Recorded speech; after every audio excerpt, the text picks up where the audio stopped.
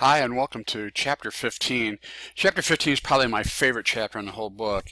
It really embraces the whole responsive web design, or otherwise known as the acronym RWD. And what that allows us to do, allows us to have one web page that will fit any type of device, meaning it will work on a phone, it will work on a tablet, work on a desktop, work on a presentation screen. Let me give you an example. I've created a website of my own. And if you look at this website, it is basically, wrong website. This website is basically a responsive website, meaning I could look at this on my phone, I could look on a tablet, and it's going to fit everything. And so first thing, the way you can always test it is to basically reduce it down. It's reduced too far. Okay, so there's where would be a desktop, and that would maybe be a tablet. Now you notice the picture itself, this graphic shrinks to fit the page. I want you to watch this menu bar across the top. As it shrinks, it basically starts kind of going down and making sure that it always shows all the buttons, and at some point it will get so small. Now this is probably what a phone would look like. There's the menu bar. If I click on it, it brings up the menu, and as I scroll down, you'll notice that all of the pictures have shrank themselves. So everything basically shrinks and fits to the screen. Okay, and so that's the great thing about responsive, is one web page fits all devices. It works everywhere. Now there are some web pages that don't work very well. So for example, take a look at this page. Let's see how it works. Now it works fine. It's a responsive web page. As I basically make it grow and shrink, everything basically fits. Did I make this one? This is my personal one. Yeah, apparently I did make it responsive. Okay. But really a very important piece of web design, especially in today's world, is making sure that we make our web pages responsive. Okay, so with that being said, let's take a look at, start with the chapter. Let's kind of talk about some of the things that they discuss in here. And again, here's Time Magazine. Look how it looks on the phone. Look how it looks on the desktop computer. So sign up your pages for RWD, responsive web design. So one of the very first things we can do is we can set a width. Okay, so we can use this thing. I'll talk a little bit more about viewport in here in a second. But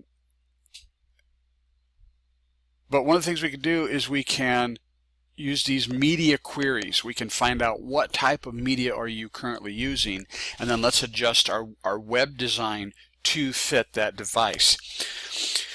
So we can adjust columns, we can make flexible widths of those columns, we can tighten up white space. Remember we've been concentrating on white space on the side? Well, we can reduce that white space as the screen shrinks. As our browser window shrinks, we can tighten that up. We can also adjust font sizes. We can change our navigation menus, as you just saw in my example. The menus will change and adapt to fit the type of device you're using.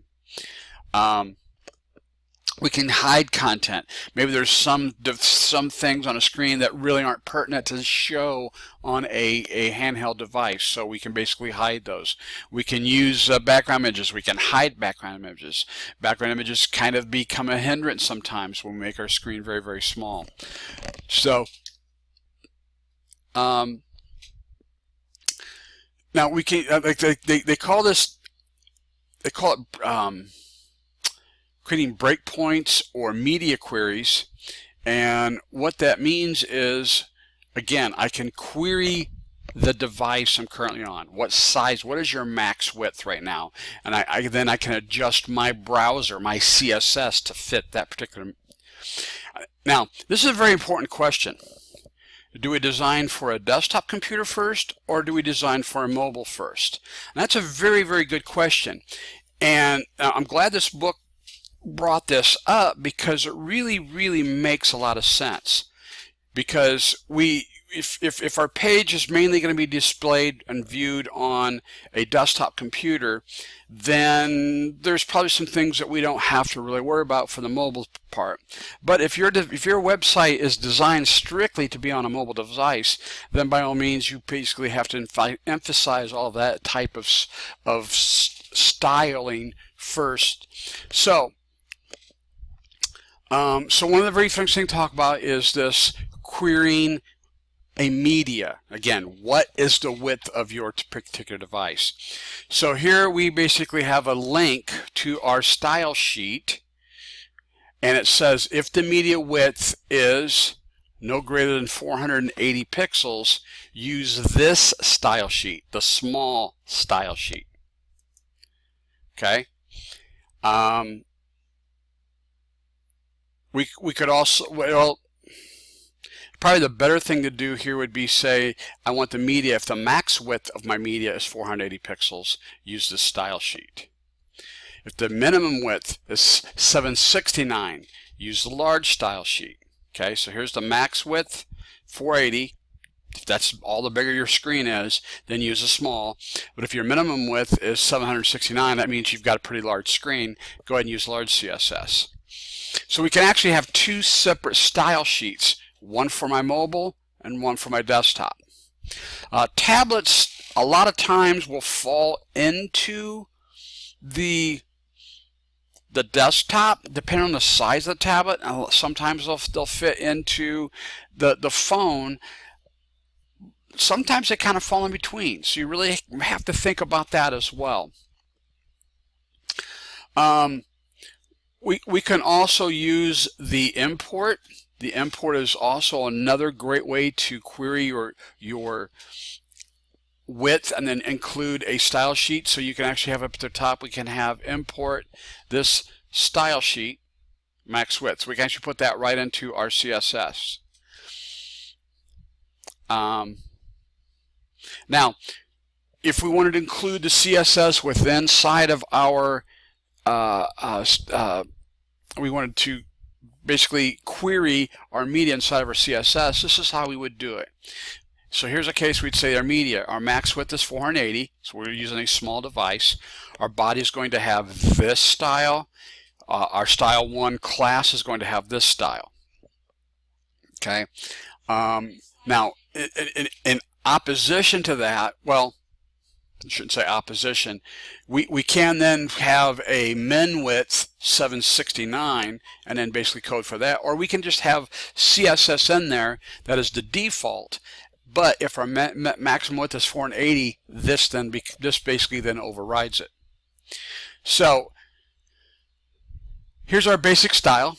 So we basically put, here's our body properties, and then we're checking to see our minimum width is 481 and our max is 769. Then we basically do this. Again, this is a great example I was talking about where it applies to tablets. This is kind of the in-between. The minimum is 481, but the maximum is 768, so it's kind of the in-between. We're going to basically put some properties there. If our maximum width is 480, this is something we get into our phones, that basically styling goes here. But everything else basically defaults up here to this body text. Okay? So, in this particular design, they designed it for the desktop first. So the desktop properties are basically the default. Then we look at our tablets, and then we look at our phones. And that's basically, we change the styling then. Now, in this particular case, we are basically going to do mobile first. So all of our mobile properties are going to be our defaults. Then we come in and check our minimum, our medium, which is basically our tablets. We basically put our properties for that. Then we basically check for our large. Okay, so if the minimum width is 769, now we basically put all of the properties inside of there. Flexible grids. Flexible grids, instead of using pixels and actual fixed numbers, we use percentages. So now, as you saw in my my example over here, this picture is basically says display this picture as a percentage. So as I grow and shrink the screen, the picture stays at the same percentage. So that's very, very flexible and it works very, very well in all devices.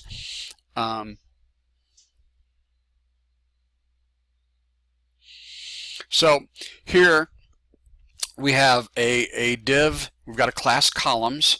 So, and we've got a div class 1/3, 2/3, 3/3, whatever the case may be. And then we come over here and have our column class. If the width is auto, which is also same as 100%, the max width is 1200 pixels. So that column can grow no larger than 1200 pixels. And then we have columns, and then we basically do after. Okay, so the content has nothing in it. Display the table and then clear both. So if we're doing any kind of floats, we basically clear those out. So as you can see, we can then basically develop each column as a responsive web design. Notice we're using percentages here. Now the reason we're doing 1200 as our max because we're probably looking at some of our mobile devices to basically say, hey, they can't be any larger than this, or we don't want our, even if we're using a large display, we don't want it to be any larger than 1200 pixels. So here it talks about the importance of source order. If you do desktop or mobile first, it says, and also, how are you holding the phone? Are you holding the phone this way, or are you holding the phone this way? So it basically says when you're holding your phone upright in your hand, there's simply not enough to have 2 or let alone 3 columns. But if you basically put it in the lengthwise, then it basically, then you got wider space. You don't have as much height, but you got a lot more width. So it says this makes HTML source very important. For example, a page may have 2 sidebars, one with a list of links to related sites, the other with ads for products your company sells. A middle column contains the main content, the stuff your audience is really after when they visit the page. Okay, so that's the stuff they really want to see. In terms of HTML, this would mean the 2 sidebar divs appear first, followed by the tag containing the main. A more user-friendly approach is to place the main content folder above the sidebars, as discussed with the floats and within floats. And this method can require adding some additional containers and floating elements. Okay. So remember we talked about floats. It's very important which float is first and when it appears. Well, if we have our sidebar, left sidebar first, that's going to appear first, and then the main. If we have the main there and then the sidebars fit around it, when we shrink it down, the main will appear first. And we'll see what that means here in a little bit. Reset the box model. As explained on preventing float drops, when you use percentage-based widths, you run into the danger of float drops with a total width of a column. Okay, so one of the big problems, we'll discuss that here in a little bit as well. The big problem with percentages is we can actually reduce that thing way down too small. And what happens is that graphic or text will basically shrink down so small it's basically unviewable. So to do that we basically need to reset our box model. It says if you have one column 33% wide and the other 67% wide, they'd fit perfectly next to each other since their combined widths are 100%. However, if you add 1 pixel border to the bottom, their combined width would be 100% plus 2. There are a couple of ways to deal with this predicament, and they're detailed in the preventing float drops, but most straightforward solution is to tell the web browser to include the border and padding widths and heights as part of the box model calculations. We basically covered that in the last chapter.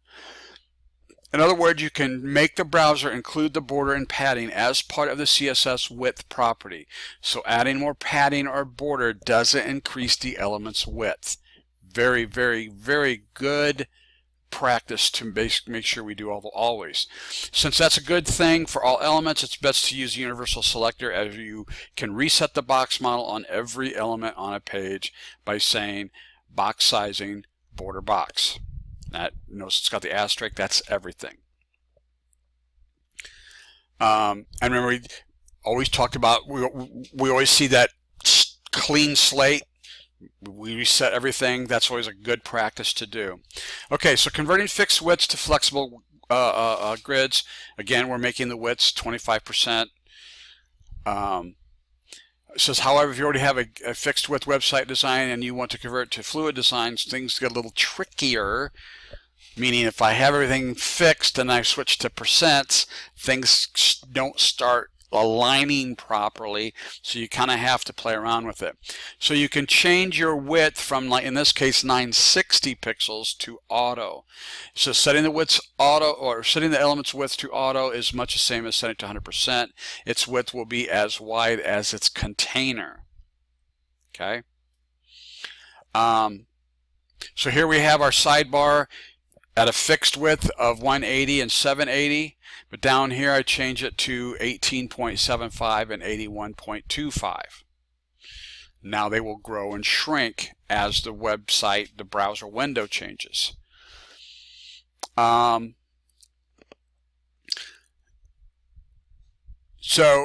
in this particular case, so if we open up the tutorial, this is what it looks like.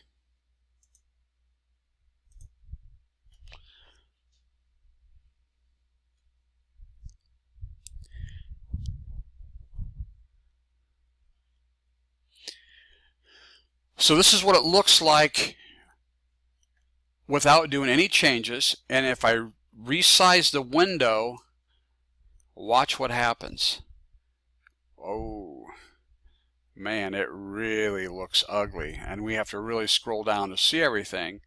And we got text on top of pictures and all kinds of really wild looking things. Now if we take a look at the finished product, this is basically what it looks like. So now as I resize this window, watch what happens. Notice that the main starts to shrink, and when it gets to a certain point, watch what happens to sidebar 2. Sidebar 2 now just jumped to the bottom. So it's now down here. Look how wide it is. Okay? And when I resize it even further, watch what happens to sidebar 1. Boom, it jumps to the bottom. So there's sidebar 1, there's sidebar 2, and there's our footer. Now this is probably the size of a phone. So this is what a phone would look like. So this is a great website now. The site works for all devices, whether it's a tablet, whether it's a smartphone, whether it's a presentation on a big screen, whatever the case may be, it works for all. We got some nice white spacing, but notice the white spacing shrinks as the window shrinks. Okay, so if I basically come all the way back out,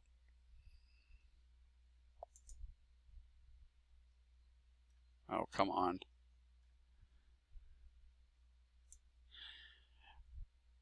Right here. So notice how the white space shrinks, shrinks, shrinks, shrinks, shrinks, and then everything else starts shrinking. So that's basically a great thing to do as well. So that's why we always say include a lot of white space, because now we've got screens of all different sizes. Okay.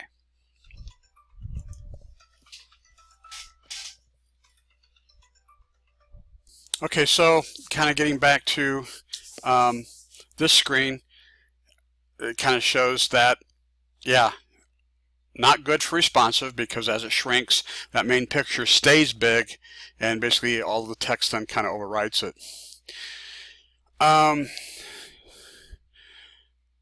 So here we have, like, say, the width is 320 and the height is 200. That's not good for responsive websites. So we basically convert that into this, and then we basically say that image small left, we float and make the max width 40%. Again, downside of fluid images, the fluid is the percentages is they can shrink so small you can't see them, so kind of have to. Videos in Flash, if you're basically using kind of a video tag, you probably want to do something like max width 100%. This is unfortunately, the style doesn't do anything to help with videos that are embedded using iframes. Try to stay away. Well, don't try to stay away from iframes, because iframes are needed if you're going to embed some type of image or graphic video, that type of thing, from another website into your website. So iframes are needed at that point, and the iframe will then take on the style on that website. So okay, so let's kind of go through the tutorial. So we basically have this particular page going on right now. We have this index page, which basically looks like this. Okay, so again, if I were to resize it, really looks terrible. Okay, so we need to make it responsive so that it will basically fit all types of browser sizes. Okay, so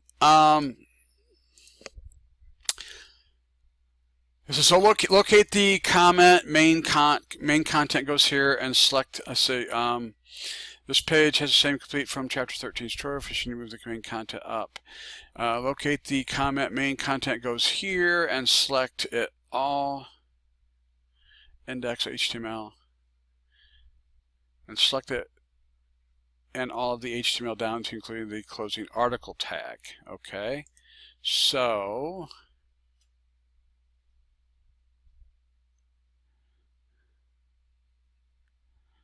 am I in the right spot? That's the next one. Let's just reopen everything. Okay, so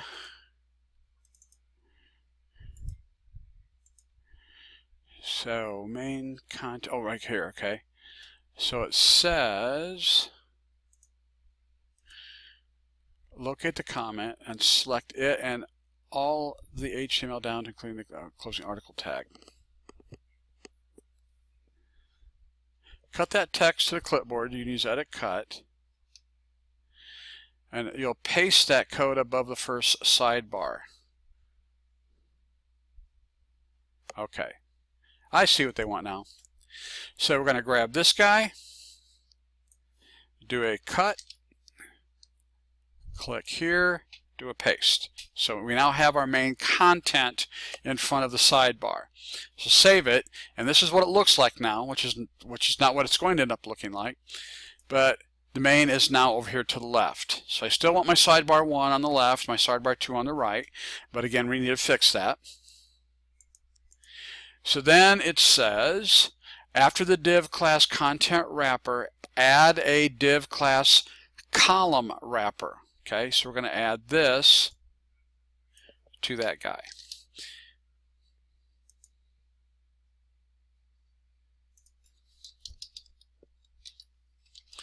Now make sure that I've got the double quotes instead of those goofy double quotes. Okay, where does it want the ending div tag? It says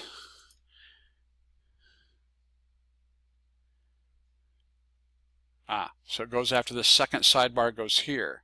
Locate the aside for the first sidebar. It's just before the second sidebar goes here. Comment, add div after the aside. So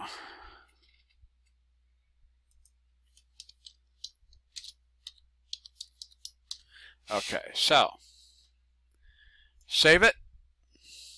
And it probably won't change anything because we don't have anything going on with that. We don't have anything built for that class yet. So let's talk about that.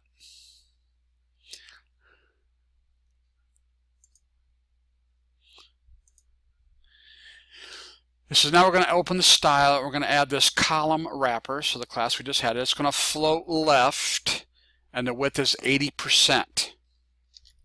Okay.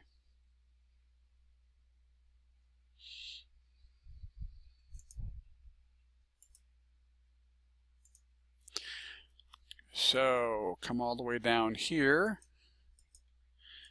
and I add it.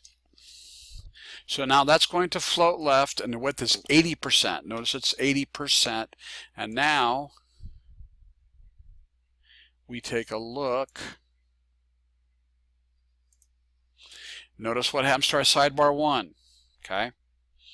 As I resize this, notice that this column shrinks and grows, but notice our picture doesn't. The reason the picture doesn't is the picture's got a fixed size to it. So we got to fix this.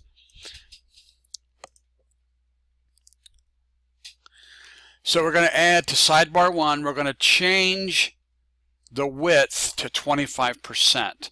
So let's look for sidebar 1. There it is. So the width is, oh, it's 20%. What is it? It's got to be 25%. Okay, so we're going to change it to 25%. Let's save it.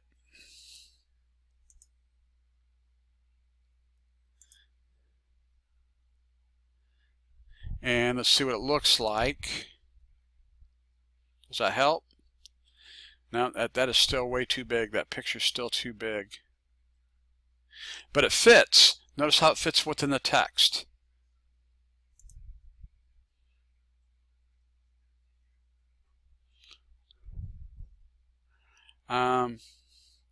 So to figure out the new percentage, take the old percentage, 20, and divide it by the width of the container, 80%, and then multiply by 100. So 20 divided by 80 is 0.25, multiplied by 100 is 25%. Okay? So we'll do the same thing with the main. So that's a great thing you want to take note. So to figure out the new percentage, you divide it by the width of the container. You then multiply by 100, that becomes the percentage that you need. I think we all know 0.25 is 25%. So we're going to do the same thing with our main. We're going to float it right now. Now this is where we're going to get this is how we're going to move the sidebar 1 from here over to the left-hand side of the main. So I copy that. I'm going to put that in the .main.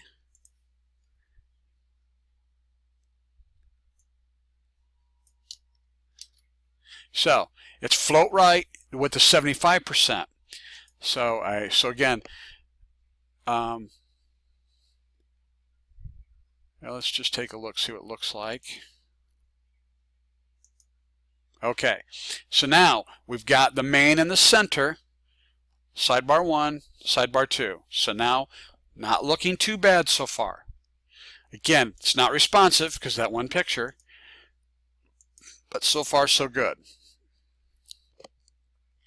So we need to make our images fluid, so we're going to add a style for all the image tags. The max width is 100%, because this style makes the maximum width of an image equal to 100% of its container's width. Its container's width. That's neat, because it no longer, if it's just 100, if I just made it, if I just made the width 100%, it would basically try to fit, well, it would still fit inside the container, but if I give it an actual pixel number or an M number, whatever, we just basically give it a fixed width, it will basically fill the entire screen as it does right now. So we're going to add this style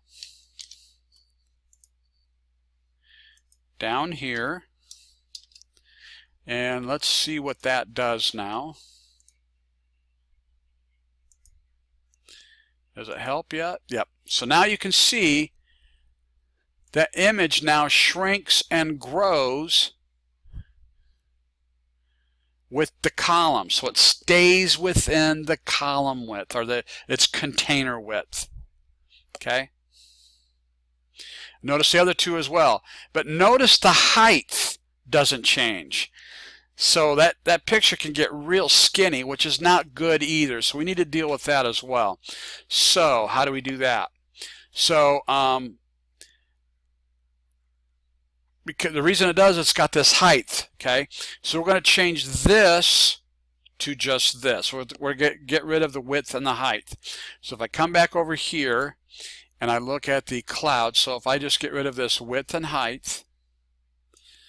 And again, the reason the height stayed there is because it had a height variable added to a parameter. So now I refresh. Now when I resize, let's see what happens to that cloud picture. Now the cloud picture shrinks the way it's supposed to. Okay? Now it shrinks the way it's supposed to. The other two do not. So we probably need to remove those as well. Let's see, will it make us do that?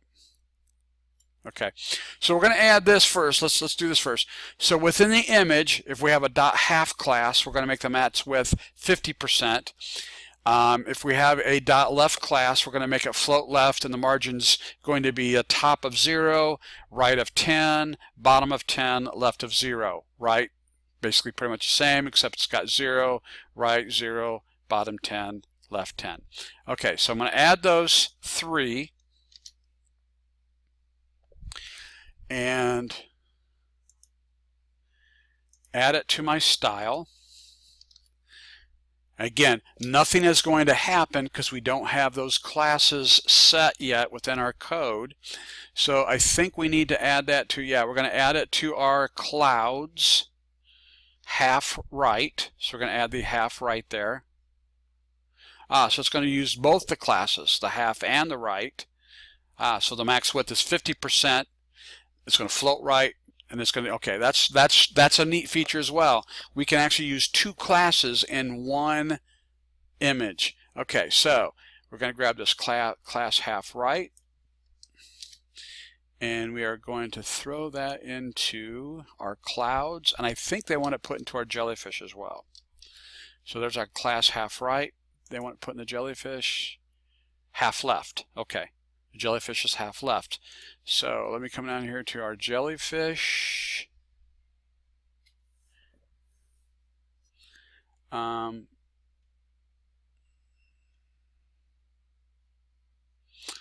can, here it is. So I'm going to get rid of the width and height. And I'm going to put the half left in there. And I'm going to put an ending tag because we always do that for all of our tags. Always have to have an ending tag. If it doesn't have an ending tag, then we put a slash at the end. Okay. I do a refresh. Look at that. Now it basically floats to the left. Look at this jellyfish. It now floats, this floats to the right, that floats to the left, and everything comes around it. So now when I shrink this guy, that really works out well. That really looks nice. Okay.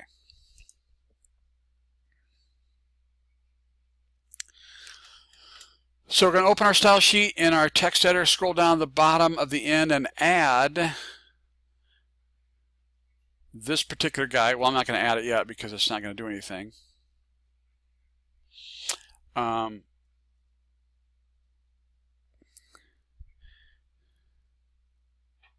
So let's just do this. So we are going to add media, min width. Min width is 41. So if the minimum width is 41 and the maximum width is 768, which is basically a tablet, we want the sidebar 2 to have float none and width auto. Okay. So add that down here.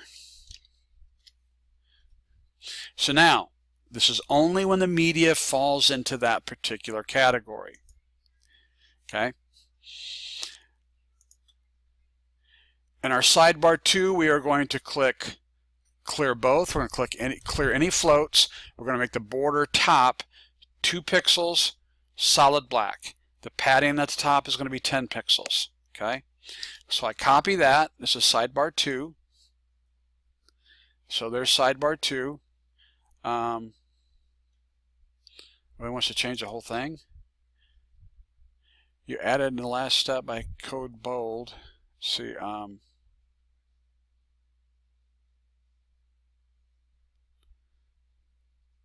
We want to add it to, I'm sorry, my bad.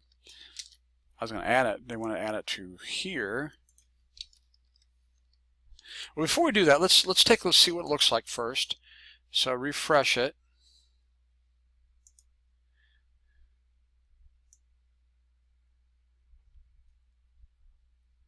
And really, we really can't tell. We'd have to see it like on a tablet. But anyways, so let's so we're going to add clear both. So clear any floats. We're going to make the borders. We're going to add a padding to the top. Okay, so let's see if we can get that to show up now. Now that we have it, we'll see if we can look for a border. And this is just for our sidebar 2. Okay, so I refresh.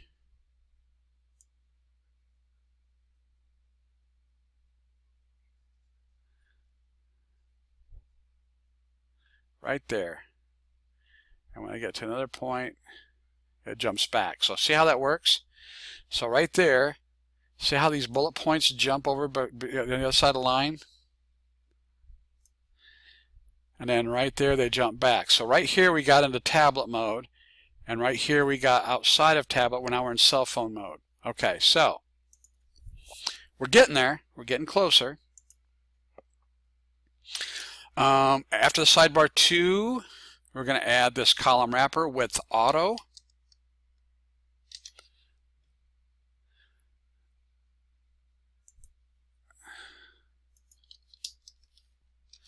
So there's our column wrapper, and there's our width, this auto. So see how that basically affects it.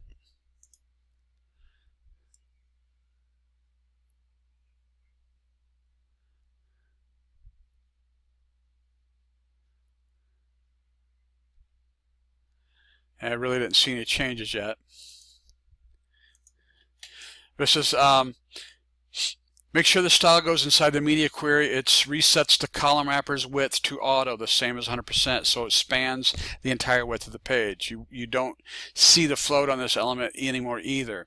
So we are also going to add main,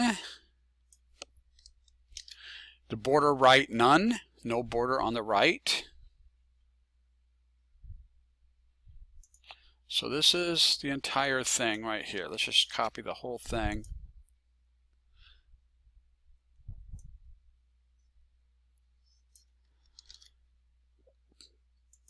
Okay. Let's see how this works.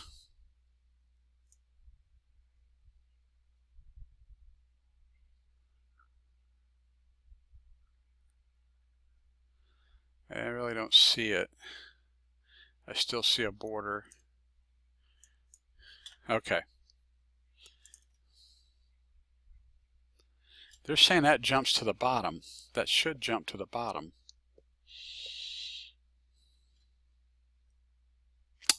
But it's not doing it. Right there, it should jump to the bottom.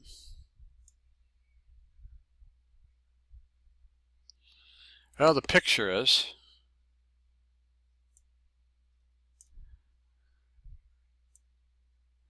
See, the picture jumps to the bottom. Okay.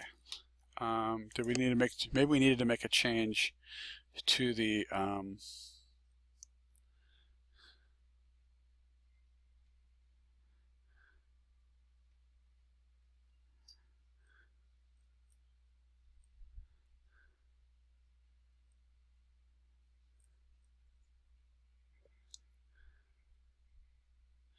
Yeah, so that should have happened. I should have put a border at the top and pushed everything down. Let's see what the actual HTML looks like. So sidebar 2. So there's sidebar 2. There's the ending sidebar. I don't know why it doesn't do that. Let's try looking at in Explorer, see what happens.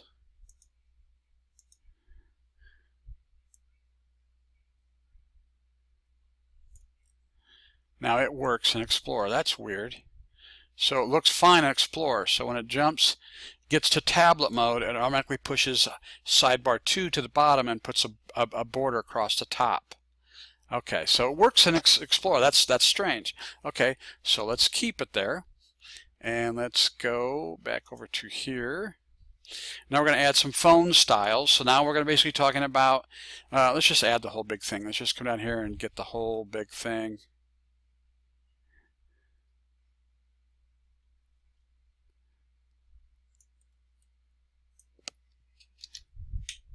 and let's talk about it.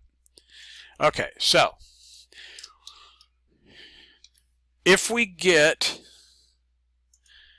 where the max width is 480, now we're talking about cell phones, we want the column wrapper, the main, the sidebar, and the sidebar 2 to have no floats, and we want the width to be auto, 100%. We want the main border to be none, there'll be no border at all. We want sidebar 1, sidebar 2 have a border top. We want a margin top and a padding top. We want the header to be a font size of 1.5 em. We want the nav to be a line center. We want the nav list item to be float none, to display inline block. So we want it to basically appear, boom, as an inline block. And then nav A, any of our anchor tags will have float none and display inline block, border is none. So we save it and we come back over. Oh, my bad. Come over here to Chrome. I'm sorry, I was in Chrome. Now it wasn't in IE. So this is Chrome. So now so this is the way it looked before. Okay. When I get to this point, it keeps going down, right?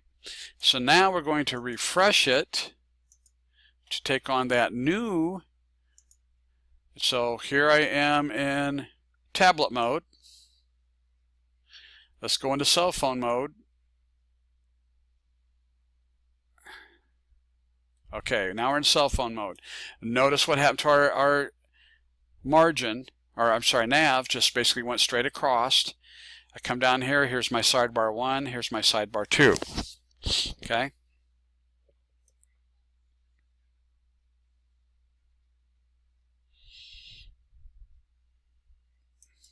Okay. Wow, we're getting really, really, really close now. So now, oh, I think we're done. It says we're done. Yay. Okay. Now, one more thing I want to basically talk about is this thing called viewpoint. If you go out here to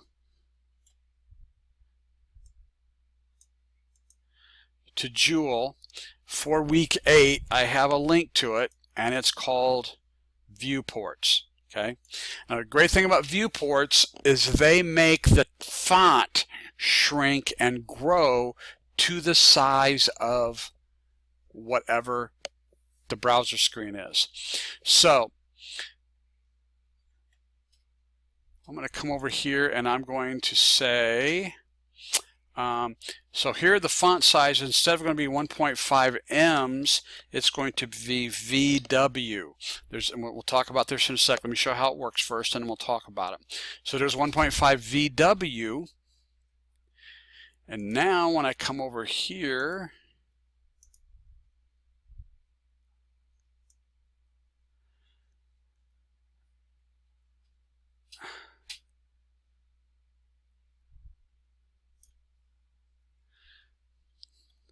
well, you know what? I'm going to do it differently.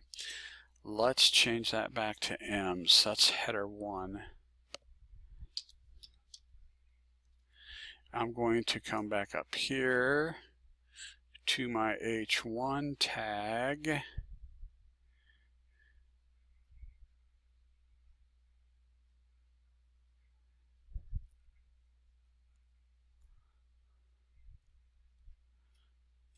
Come on, there's got to be an H1.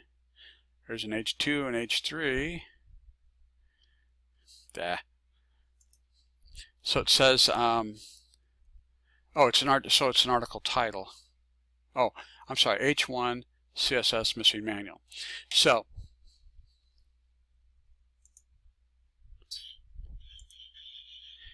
H1, the missing manual. Let's see. I don't see one here. Okay, so I'll just add one. So I'm going to come in here. I'm going to say H1.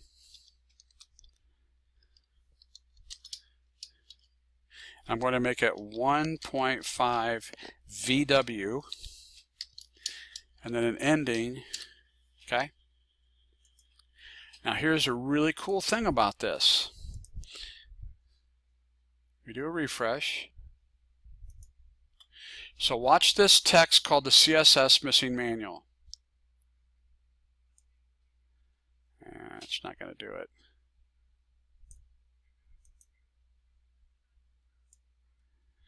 Okay, let's do it the hard way.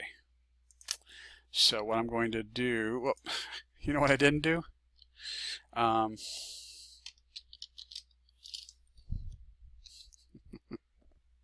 didn't add it to a actual.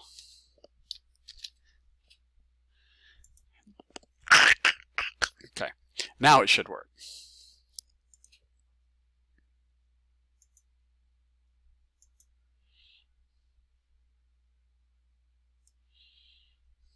It's not.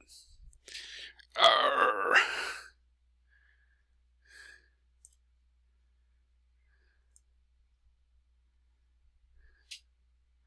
Now it's going to work. It's not going to work altogether. So let me, so it looks like an IE.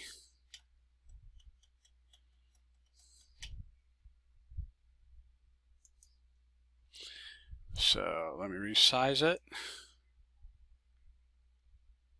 Okay. So let's look at the way they did it, and then we'll talk about the way I want to do it. Is when we get to cell phone size, notice what happened to our header. It changed to 1.5 ems. Okay, which changed from something else. But here's what I want to do. I'm going to do this instead. I'm going to do this the hard way. I'm going to come in here to this H1 tag, and I'm going to say style equals double quote font size colon, we'll say 2 ems. I'm sorry, not 2 ems, but 2 VW ending quote. So I save it. I come back over here to, oh, sorry, wrong one. Come back over here, and now when I do a refresh, watch this font size right here, CSS missing manual. Is notice that it now shrinks and grows with the screen size, which is really pretty cool. Okay. Now here's the bad thing about it. That's not readable anymore. So what I would really like for it to do is this. I'm going to say class equals title size, and then I'm going to add a title size class. Okay, so I'm going to come back over here, and I'm going to change this to dot title size. In fact, I'm going to move this down here to the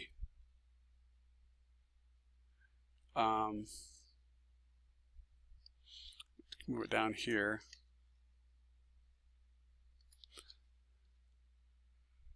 Oh, this is to uncomment this out, or page wrapper. Maybe that'll help. Okay, I'm going to add this down here, so we got a title size, and then I'm going to change this down here to say title size.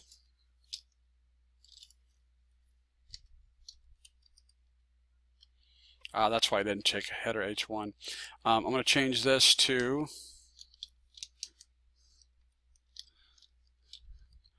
title size, font size, colon, 1.5 em.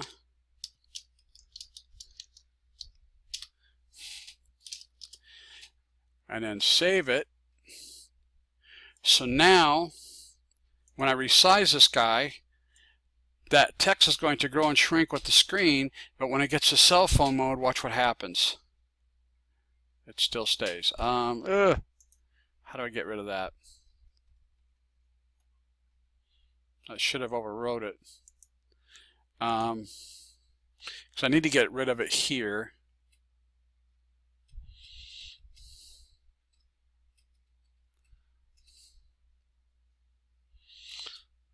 I'm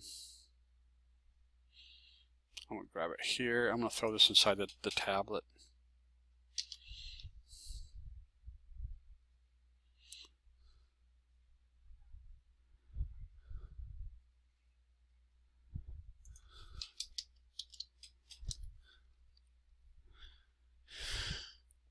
Okay, so now let's see what it looks like. So refresh. So now, okay, now we got our white border on the side there. Now when I refresh it, notice it's got the regular size, so it's the regular size, so this is just the standard H1 header size. But when I get to tablet mode, boom, now it becomes a growing and shrinking until I get to cell phone size, then it goes into cell phone size. Okay, so I probably need to make that a little bigger. Let's make it 2.5.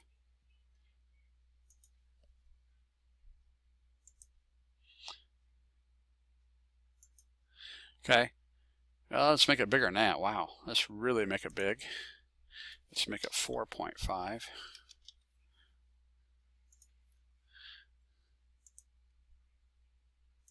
There we go. So now it's going to grow and shrink while we're as a tablet until we get to regular mode. Then it's a fixed size, and we get to tablet mode. Then it gets down to a certain size, and then it just stays there. Okay, so that kind of helps us stay away from that shrinking down so low we can't see it. So let's go to that site that basically deals with viewports. So here's what that website talks about. It says basically what they are. So we have VWs, VHs, VMIN, and VMAX. Okay, so it's going to be so one VW is 1% of a viewport height or width, and one VH is 1% of a viewport height. The min is 1 VW or VH, whichever is smaller, and 1 VH max is 1 VH or 1 VH. 1 VW, 1 VH, whichever is larger. So here's how you use it. You can say H1 font size 5.9 VW or VH or VMIN, and as you can see, this is basically how it works. This is bugs. The support is there for Chrome 20, Safari, but fails in a rather significant way. When the browser window is resized, the font doesn't adjust itself according to the viewport size. Specs say when the height or width of a viewport is changed, they are scaled accordingly. Okay, so we can fix it with this particular item. Again, that's just pretty much for Safari. It does support IE 10 plus, Firefox 19 plus. Again, these are the version sizes: Chrome 34 plus, Safari 7 plus, Android 4.4 plus, and iOS 6 plus. Okay, so really a neat thing for RWD.